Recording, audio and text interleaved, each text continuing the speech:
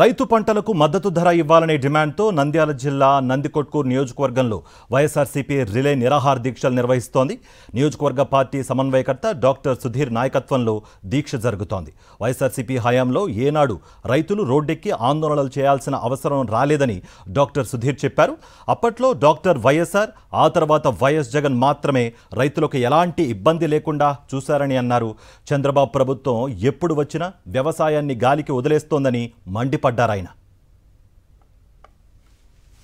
2019 నుంచి 2024 వరకు జగన్మోహన్ రెడ్డి గారు ముఖ్యమంత్రిగా ఉన్నారు. మీరు ఎప్పుడైనా చూడండి, ఆ 5 సంవత్సరాల్లో ఏ రోజు కూడాను ఏ రైతు కూడా కష్టాల్లో లేడు, ఎప్పుడు సుఖ సంతోషాలతో. ఎందుకంటే ఎప్పుడు కూడాను తెలుగుదేశం పార్టీ వాళ్ళు ఆ పీరియడ్లో 19 నుంచి 24 ఎప్పుడు ధర్నా చేసింది లేదు. ఎందుకంటే ఎవరు కూడాను పర్టికులర్గా రైతులు, పర్టికులర్గా వ్యవసాయం ఎప్పుడు కూడాను అసంతృప్తితో లేదు. ఎందుకంటే జగన్మోహన్ రెడ్డి గారు అటువంటి సంస్కరణలు చేశారు. అంతకుముందు వైఎస్ రాజశేఖర రెడ్డి గారు, అంటే నేను నా చిన్నతనం నుంచి వ్యవసాయాన్ని చూస్తూనే ఉన్నాను.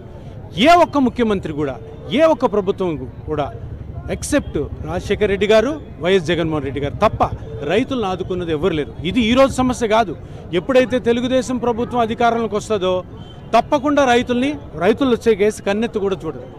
రైతును సాధారణంగా ఎప్పుడైనా ఆదరించి మాట్లాడిన విషయాలు చంద్రబాబు నాయుడు దగ్గర లేవు.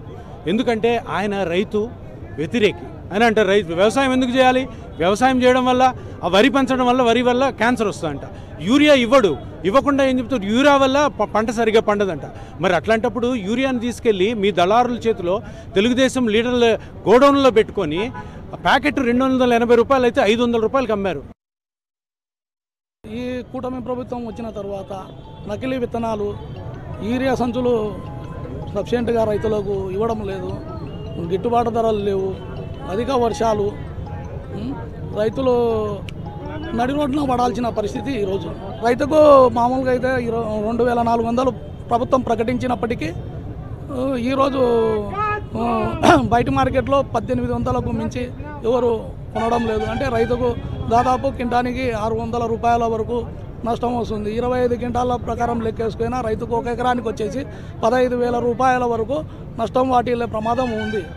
కానీ ఈ ప్రభుత్వాన్ని మేము గత నెలలో కూడా ఇదే విధంగా మేమల్లా కలిసికట్టుగా పోయి అడిగినాము. అడిగితే కూడా ఇంతవరకు కూడా వాళ్ళకు మేము చెప్పినవి ఏమి వాళ్ళకు మతికి లేనట్టున్నాయి. ఇంకా